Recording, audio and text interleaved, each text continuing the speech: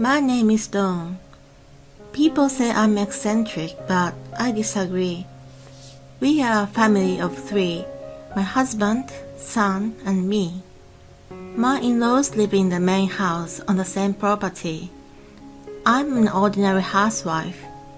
I got married to my husband 20 years ago. We met at work. He was already a senior manager when I joined. For a fresh graduate like me, he looked unapproachable. His image changed when we had an office party. I heard he was from an Irish background, so I thought he was a drinker, but I was wrong.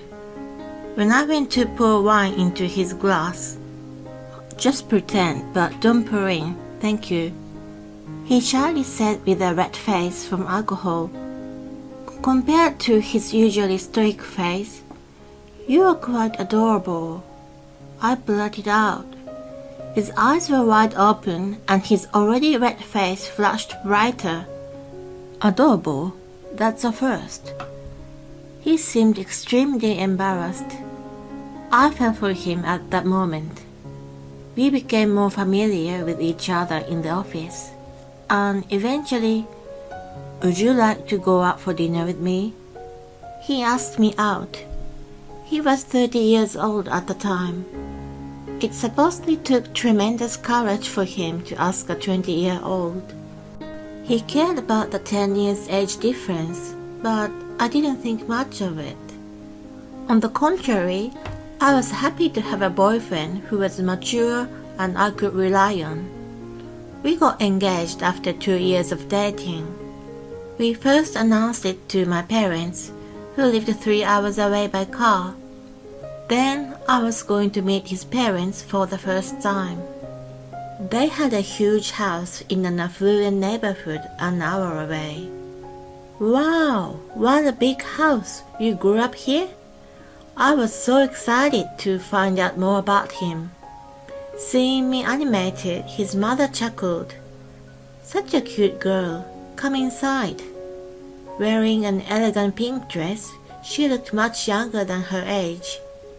My husband had already informed his parents. "I want you to meet my fiancé." Before we came, so they were in a merry mood. I quickly felt at home with them. "Have you decided on the venue?" his dad asked. "Not yet. We are planning to start looking around soon. We want to invite only close friends and family, and make a small wedding that we can cover with our own savings," he answered. His mother's face turned serious. "That's not acceptable. It's supposed to be once in a lifetime event. It's the occasion to invite as many people and celebrate together." To which my husband sighed heavily. More and more people are having a cozy wedding nowadays. Besides, we'd rather keep our savings for the future instead of spending all for the wedding. "I don't care about the trend. I wouldn't want to attend such a boring wedding." His father intervened. "We shouldn't meddle with their plan. Let them do whatever they want." "I'm sorry about my wife, Dawn." I sensed a heaviness between the parents, so I cheerfully said, "No, not at all. It's all good." When my husband followed his father to the study, my mother-in-law mumbled, "How did an immature child like you seduce my son?" I was spaced out from exhaustion, so I thought I heard her wrong. Looking back, it was the first sign of a bully. My husband explained about his mother afterward. She came from a prominent family that migrated to the US in the 18th. The family was faced with tragedies in the 19th and eventually dispersed, but she still carried the value from her upbringing. When I was talking to her, I was often reminded of it. Luxury goods are high quality. Saving money is miserable, she repeated. Every time I heard her favorite phrases that were different from my value, I was just amazed by her. Having an extravagant wedding was politely declined though. After our wedding, we moved in with my parents-in-law. Even though we were living on the same property, Joe and I had our own cottage behind the main house, so we were independent of them. I got pregnant 6 months after our wedding and quit my job right before I gave birth. I wanted to focus on my child. Joe had no problem with it and even said, "I'm gonna work harder now." After I had my son and stayed with him at home all day, I realized something. My father-in-law still worked, so it was normal for him to be out during the day. My mother-in-law, who never worked in her entire life, was also out, and I rarely saw her at home during the day. She normally dressed up and went out for lessons and lunch with friends. Sometimes she came by the cottage and dropped off designer brand gifts for my son and Joe. Around this time, she added, "I don't have enough allowance again this month," and "Don't tell my husband," two her favorite phrases. As for the presents, Joe had a specific taste, so even if it was from a nice brand, if he didn't like it, he never wore it. The baby clothes too. I didn't see a point in buying expensive ones, as my baby outgrew them fast. I almost told her to not bother splurging if she didn't have enough allowance. But I knew she would have gotten upset with me, so I kept quiet. Whenever she came over, she always asked me about my plan for the next days. My son wasn't even in preschool, and we mostly stayed at home every day. She knew it well and expected me to say I had no plan. Then she normally asked, "So can I ask you to clean my house? You have nothing to do, right?" I didn't have a valid excuse to decline, so I had to oblige. She asked me this once a week and always made me promise, "Don't tell my husband." Whenever I went to her house to clean, it was always dusty and messy. I used to mop up a corner of the living room first, and then set up a baby gate to put my son in. What am I, a maid? Maid. Sweep, wipe, and repeat. Sweep. My son and I sang, and when he looked bored, I let him watch TV. I was determined to clean the house spotless. When I was done, I had no energy to do anything else. My maid life as such continued for a little while. It came to an end thanks to Joe. One day, when he came back from work earlier than usual, he found my son and me in the main house. "Who do you think she is? A maid?" He scolded his mom. I was so happy to see him standing up for me that my frustration flew out the window. She learned her lesson and never asked me to clean again. Instead, she hired a professional cleaner to come regularly. I was astounded to see how adamant she was to do it herself. When my son started his preschool, I used my freedom to work part-time. My mother-in-law frowned and criticized me.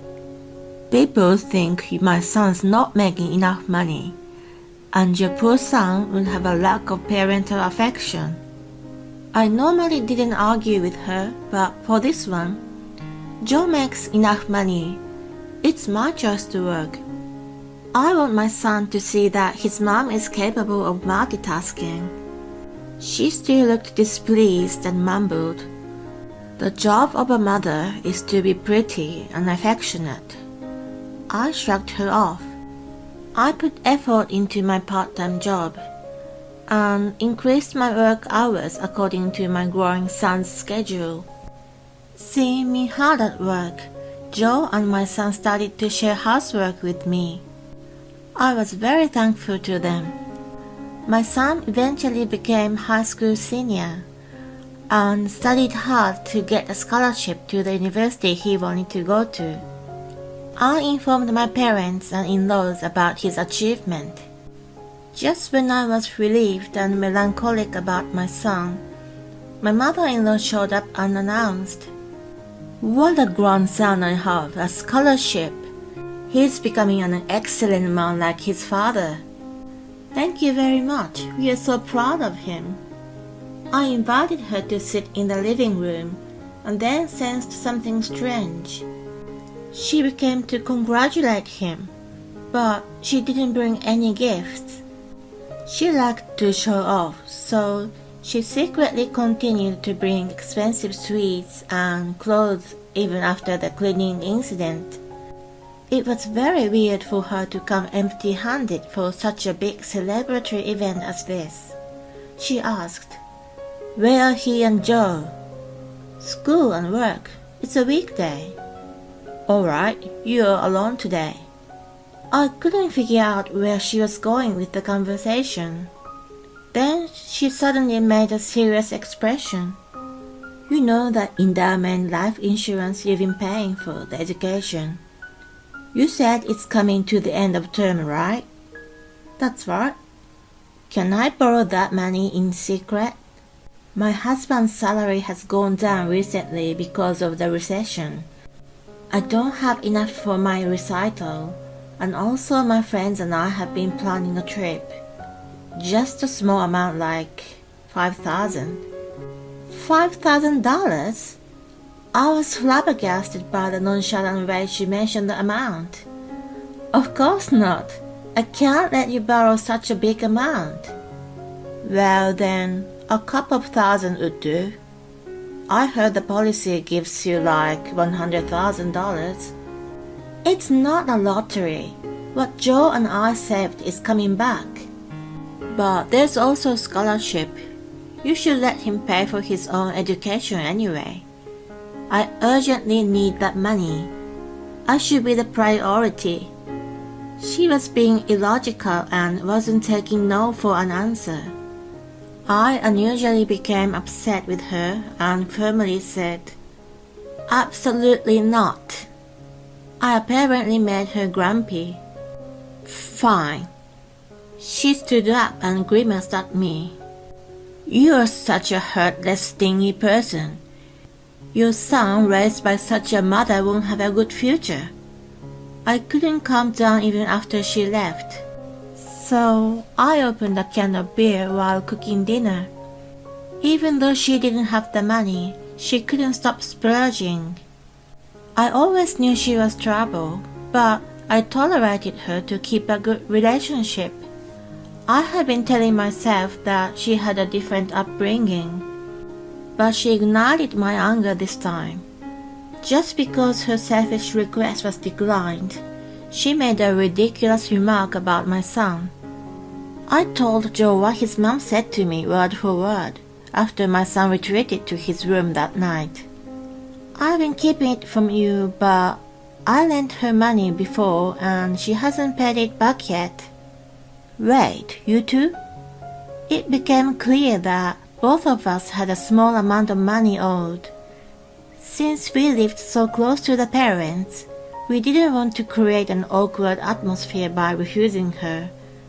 I guess she knew and took advantage. I can't let it go this time. Me neither. I'm fed up with her. We felt bad for Joe's father, but we agreed on moving out of the cottage.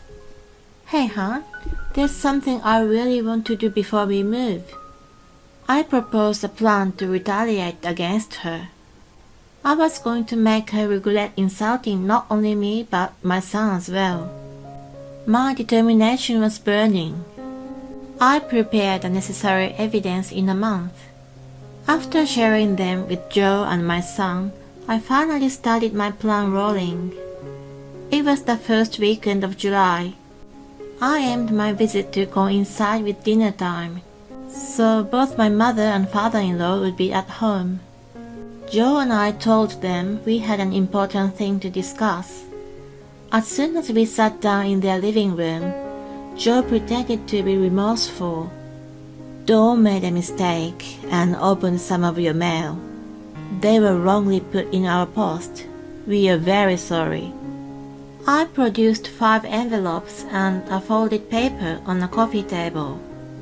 "Oh no," my mother-in-law gasped. The envelopes were from credit card companies and IRS.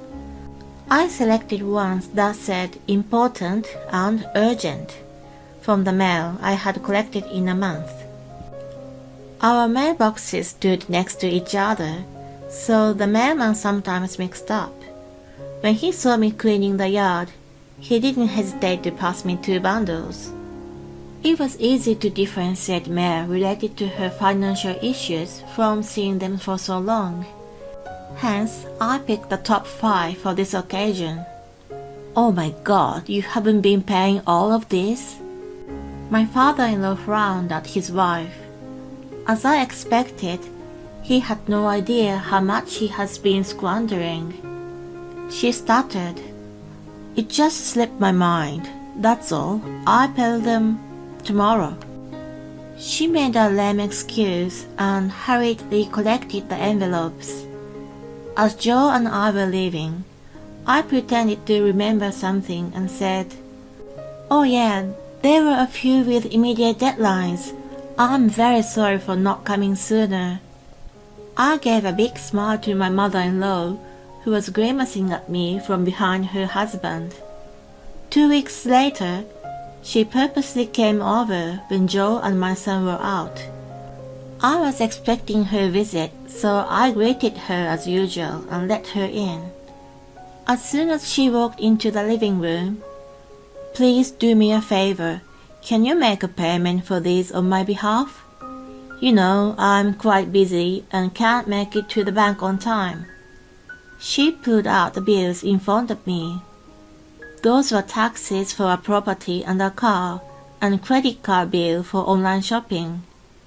The number of bills was, for sure, more than when I showed to her and her husband. "You don't need to go to the bank, you know. I'll show you how to pay with online banking." I suggested light-heartedly for my first retaliation, and then added more. "Also, you've shopped with my credit card, haven't you? I saw a charge I wasn't aware of on my statement. I'd never bought anything from Saks Fifth Avenue online. Besides, nothing arrived from them but the charge." I thought it was skimming, but then I remembered she loved the store. She bought it with my card and gifted it to herself. It was a fraud. She was shrewd when it came to money, but her wrongdoing was to be caught sooner or later. "I have no idea what you're talking about. Do you have proof?" "I can call customer service and find out what you bought. If the same item is in your house, that's proof, isn't it?" I smirked. She choked, but then, "Fine, I'll pay you back. But these are more urgent. The taxes must be paid now. We are family. We support each other, right?" "Family?" I exclaimed in a deliberated manner. "I'm almost single. I'm not really your family." "What do you mean?" I put on a sullen face and explained to her in a gloomy tone. "Joe and I have been fighting about our finance. He's very upset with me about the money I lent to you, thinking I splurged. But I can't tell him the truth or cover it with my part-time salary. Our relationship deteriorated and we are separated now. We are filing for a divorce." To which she became angry. "You never consulted with me. I knew a younger but no common sense wife would be nothing but trouble." She left fuming. But she didn't give up and kept bothering me. Using the same "we are not a family" excuse, I continued to refuse her, who demanded money like she was above me for whatever reason. Eventually, it turned August, and I moved out of the cottage alone. My son moved to another state to attend university in September. And then Joe moved out immediately after. The three of us had all gone away from the in-laws. I heard they had a serious talk after we left. My father-in-law told me the whole story. Dawn told me the reason she and Joe are divorcing is that you owed them money. You stole her credit card and her pay off your shopping. Do you even understand the seriousness of what you did? She became outraged by his accusation and snapped back. Not at all. She was my daughter-in-law and living in the cottage for free. I expected her to cover for me. I only bought some cosmetics and supplements anyway. It was supposed to be our secret, but I can't believe she told you. Joe is right to divorce her. I know now. You're a malicious woman. I want a divorce. I don't need such a nasty wife for the rest of my life. Let me check all our finance. Well... He went through the file she had kept and found their inactive investment funds with zero balance. All of her credit cards were maxed out, and she hadn't been paying, or just the minimum if she had. He couldn't believe the level of her atrocity. I kind of predicted the situation, even though he had a managing director title at work. He was working at an ordinary company, and I didn't think his salary could support her splurge. I assumed he had a big loan or touching the money she wasn't supposed to, or both. When she had an eye on my son's educational savings, I figured she was in critical financial situation. I was right. My father-in-law sold the property and paid off her debt in the end. He was able to divorce her without alimony or distribution of property. However, knowing she had never worked in her life, she didn't feel comfortable throwing her out without anything. So he gave her $10,000 to start over. Joe thought his dad was too easy on her, but $10,000 must have been gone in no time if she had no income. She despised working, but loved showing off and buying expensive gifts for people. She would be penniless sooner or later and be on the street. She deserved it. As for me, I'm currently enjoying life in a new apartment along with Joe. Divorce was a deceit. To make it more real for mother-in-law, I moved out alone at first, but moved into a new place Joe and I bought. It was a good timing to coincide with my son going away for his university, so we put a down payment with our savings and bought a newly built apartment. Our new life is amazing. I don't have to be a maid and clean my mother-in-law's house or be asked to pay for a mysterious facial massage tool she bought. Having no bothersome relationship, Joe and I enjoy our second honeymoon period. We don't want to deceive Joe's dad, so we've told him about our plan. It's only the mother-in-law who is made to believe. We have no intention of telling her the truth or where we live. We honestly want nothing to do with her for the rest of our lives. After selling the house, my father-in-law lives in a small apartment. He's looking to move closer to us. He has been nothing but kind to me, and we never had any problems, so I'm looking forward to having him nearby. We are planning to visit our son over the next long weekend. I'm surrounded by my favorite people and enjoying my life to the fullest. It's my best time by far.